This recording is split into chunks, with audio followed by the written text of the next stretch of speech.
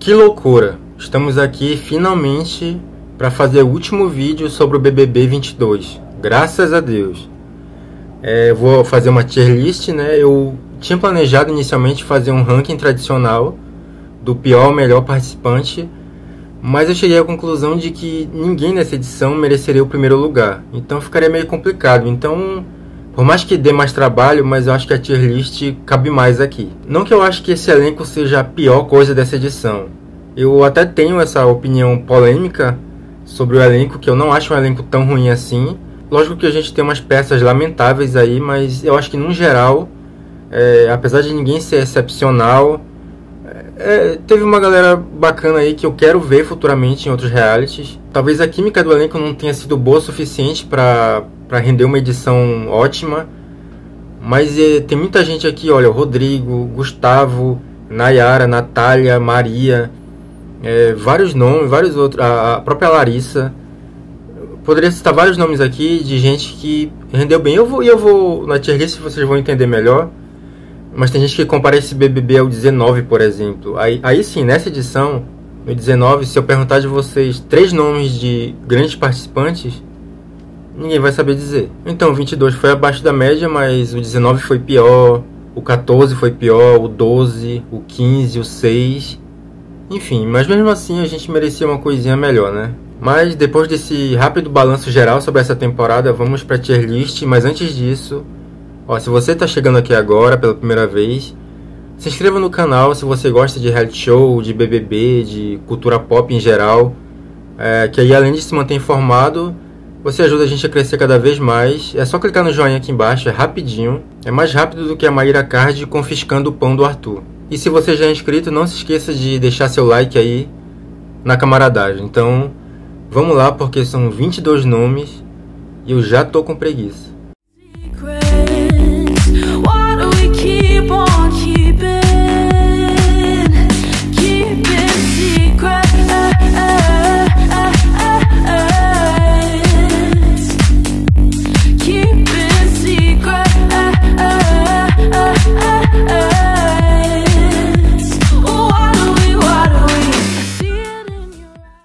Então, as categorias são as seguintes. Em primeiro lugar, lendário, aquele participante que...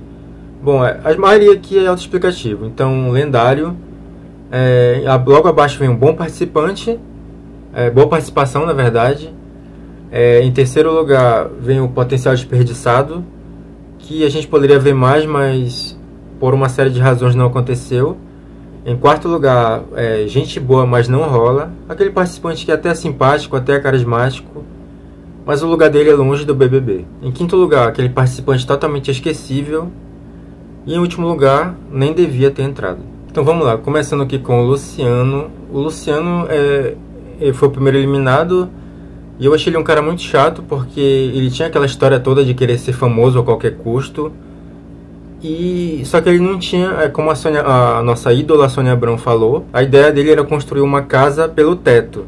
E deu a impressão de que era um cara que falava muito e não tinha nada a oferecer. No Twitter o nome dele era um dos mais comentados antes de começar o programa. Mas tá longe de ser um primeiro eliminado como foi a Kerline e muito menos a Aline Blindada, para citar só 2. Então ele vai entrar em esquecível. Seguindo aqui com o Rodrigo. O Rodrigo, não vou fazer nem mistério, ele vai para potencial desperdiçado. Eu acho que ele tinha tudo para ser aquele participante que renderia muito até as últimas semanas. Posso estar enganado, óbvio, mas a gente só pode trabalhar no campo da teoria, já que tiraram ele muito cedo da casa. Tudo bem que ele falou umas bobagens, mas essa edição precisava muito do Rodrigo. E eu já tinha percebido isso quando ele saiu, e só se provou verdade com o passar das semanas. Ele queria muito jogar, jogava mal, mas para o BBB 22 isso bastava. Então, potencial desperdiçado. Infelizmente, é um dos que eu quero ver futuramente em outras edições, logo que ele tiver 100%. Aí, seguindo aqui, a gente vem com a Nayara Azevedo, que também é potencial desperdiçado. Ela era muito promissora logo no começo, e eu torci muito para ela ficar no paredão que ela saiu. Todo mundo achava que ela ia ficar, né? Mas, infelizmente, nada contra o DG, mas ela renderia muito mais, já estava rendendo alguma coisa, mas ficou aquela impressão de que a gente só teve um aperitivo. Em seguida tem a Bárbara, A Bárbara eu vou botar também potencial desperdiçado, porque eu acho que ela, quando ela entrou, ela se destacou muito. Muita gente dizia até que ela era a nova Sarah. Exageros à parte, eu gostei dela de início. É uma pena que ela murchou depois de um tempo, porque ela entrou naquele contexto de ser uma coadjuvante da Jade, ela e a Laís. E ela foi perdendo brilho a partir daí e saiu com uma certa rejeição no paredão que ela caiu. Mas eu ainda vejo potencial ali e acho que ela seria uma ótima participante de reality da Record. Em seguida temos a Bruna. A Bruna, da turma do Lollipop, ela era a que mais tinha carisma. Mas não adianta você ter carisma se você passa 15 horas dentro de um quarto deitado na cama. Ela foi a participante que menos jogou, que menos quis se comprometer. O discurso do Tadeu para a eliminação dela foi sobre isso, sobre ela não ter história nenhuma lá dentro. Então é uma pena, mas nem devia ter entrado. Seguindo, a gente tem a Maria.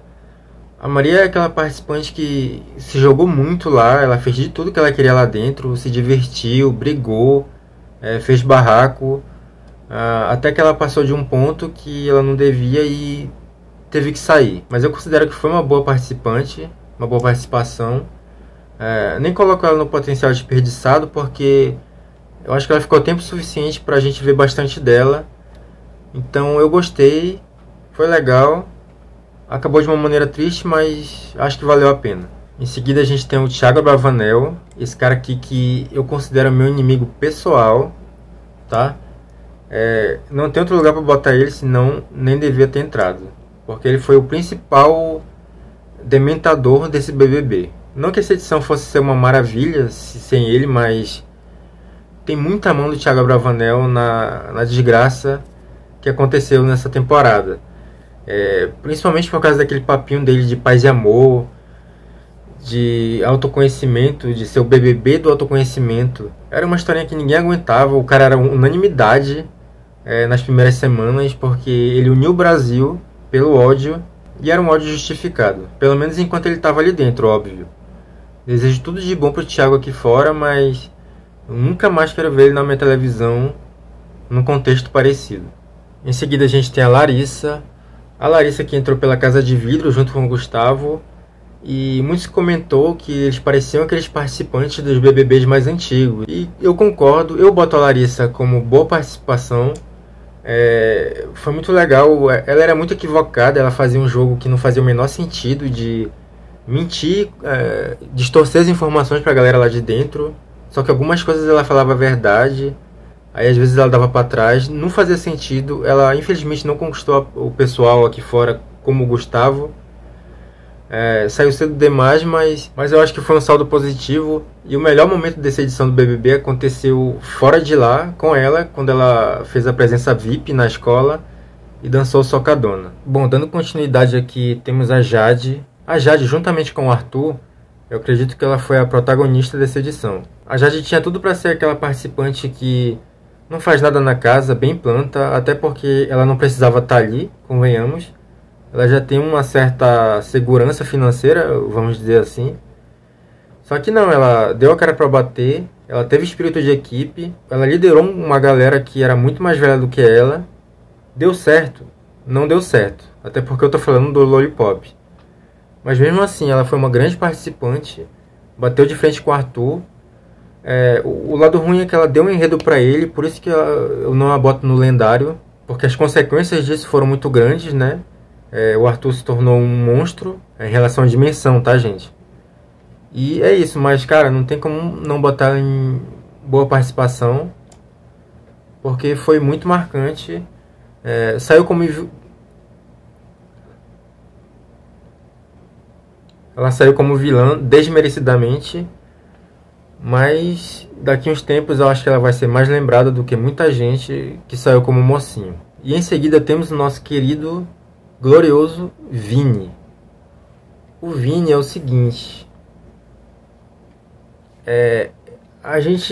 o Vini ele conseguiu dar a volta. Ele era um personagem tão ruim, mas que fazia a gente rir, só que não com ele, não das graças que ele fazia, que ele se achava muito engraçado, mas pelo fato de que era tão ridículo que a gente ria dele, infelizmente. é uma coisa muito ruim, né? Mas acho que como é reality show e a pessoa se dispõe a isso, tá valendo. Então eu vou botar como nem devia ter entrado, porque ele caindo da cadeira, esbarrando na parede, era muito pouco. Eu sei que muita gente diz que as pessoas não gostaram do Vini por causa da expectativa que foi criada, porque diziam que ele ia ser o novo Gil do Vigor. Mas mesmo sem essa expectativa, a participação dele foi muito esdrúxula.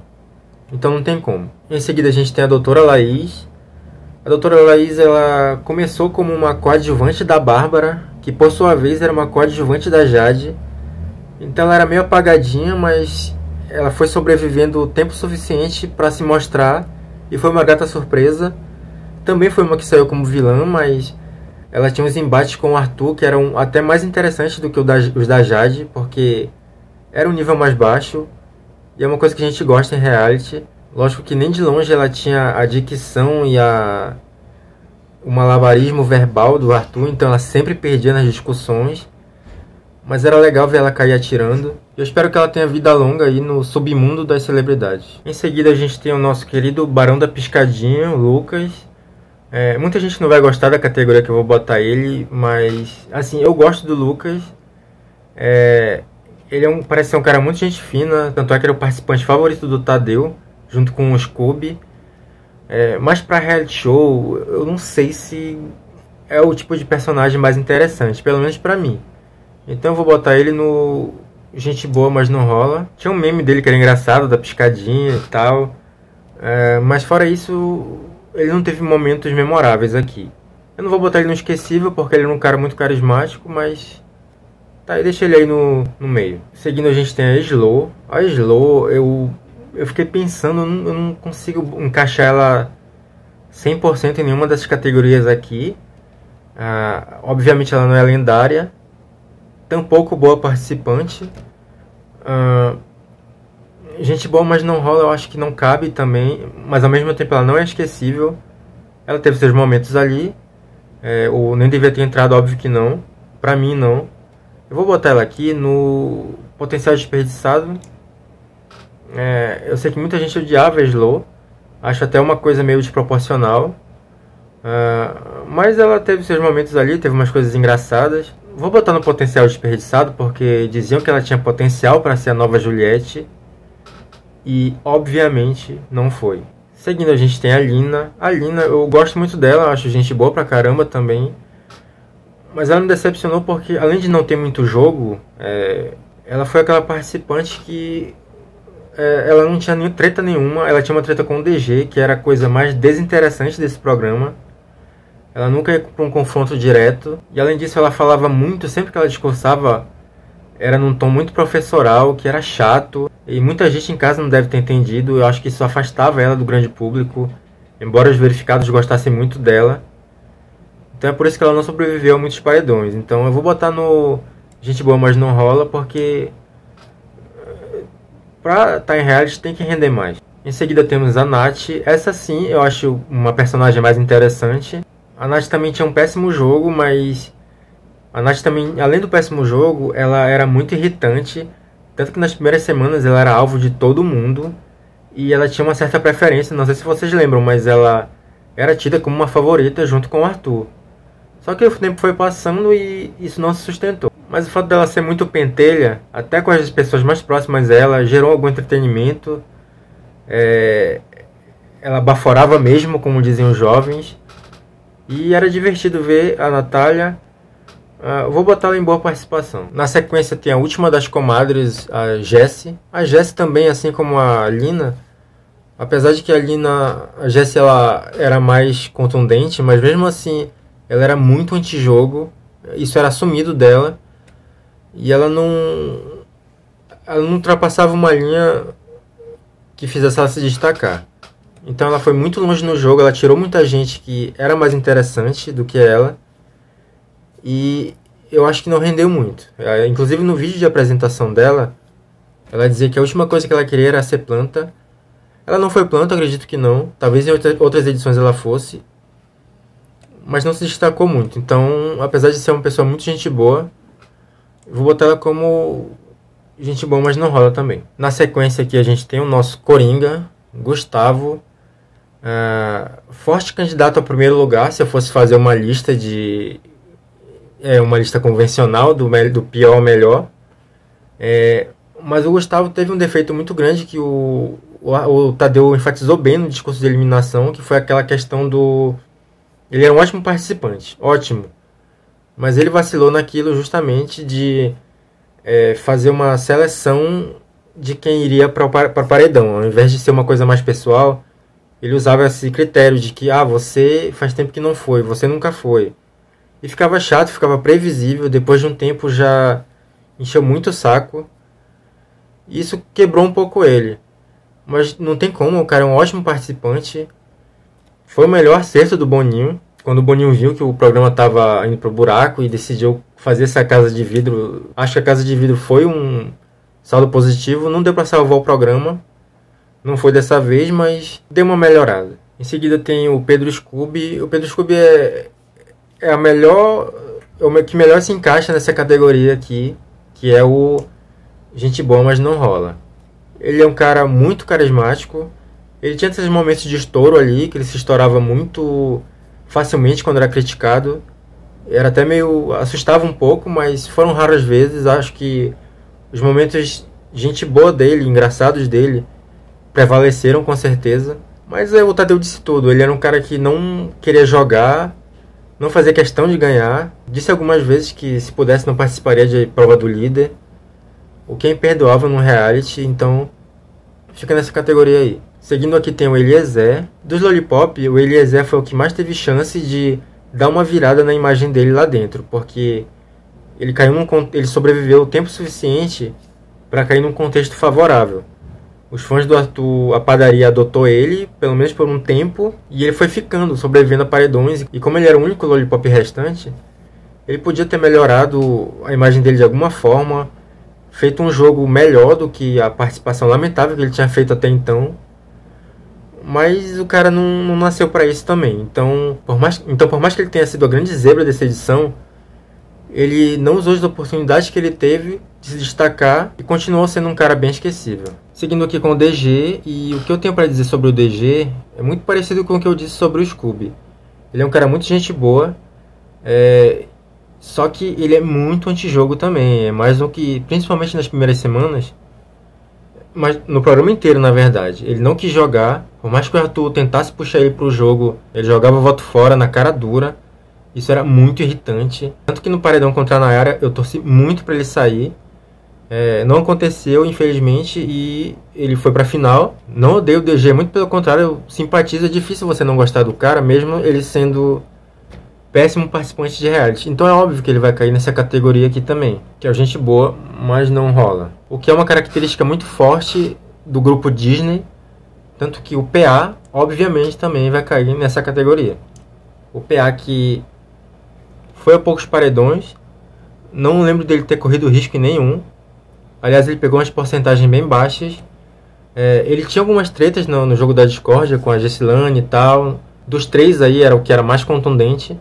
Mas mesmo assim, apesar do carisma, não rendeu nada. O público adotou ele para ser o grande rival do Arthur na final. Eu tô gravando esse vídeo antes da final, mas eu acho que não vai dar certo. Eu acho que o Arthur ganha mesmo assim. Mas é isso. E por fim, Arthur Aguiar. O Arthur, se vocês me perguntarem quem eu acho que mereceu vencer esse BBB, eu diria que o Arthur, obviamente, porque ele foi o que mais se movimentou para isso. Ele teve a sorte de pegar uma temporada fraca, onde o discurso de vítima deu muito certo para ele. Para mim foi meio forçado, foi bastante forçado. Já era um papel batido, que a gente tinha visto várias vezes em outros realities. Não trouxe nada inédito, mas foi uma fórmula que funcionou. Só que assim, na minha opinião, como todos os outros nomes aqui, eu não acho que ele seja um grande vencedor do BBB. Ele cai nessa categoria que, tipo o Fael, por exemplo, que é um vencedor que depois de uns anos, Rafael do 12, ou Rodrigo do BBB 2, que a gente daqui a uns anos não vai lembrar de muita coisa que ele fez na casa. Ele não tinha muito carisma, ele não era divertido, como por exemplo o Prior e o Babu, que nem vencedores foram, mas tinham pinta de vencedores. Não teve uma jornada tão interessante, nem perto de ser tão interessante quanto a do Dourado. E não era divertido, como o Rafinha do BBB 8, o Max do 9, só para citar alguns vencedores homens do BBB.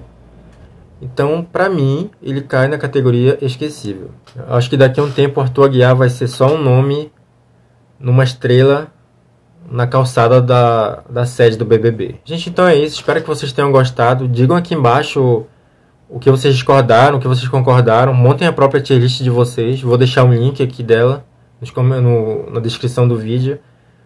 Não entrou ninguém lendário. Se eu fosse botar alguém no lendário, seria a Maíra Card. Ela foi uma participante. A Maíra se deu melhor no BBB 22 do que no BBB 9, que ela participou de dentro da casa. Esse ela participou de fora. Mas ela finalmente venceu um BBB. E as coisas que ela aprontou aqui fora durante essa edição foi uma coisa surreal. A história com a Marquezine eu não vou nem citar aqui, mas acho que vocês sabem do que eu tô falando. Enfim, é isso. A gente se vê nas próximas semanas. Vai estrear o No Limite e o Power Couple. Tô muito ansioso pro Power Couple. Finalmente um reality aí pra curar essa ressaca do BBB 22. E um abraço e até logo menos.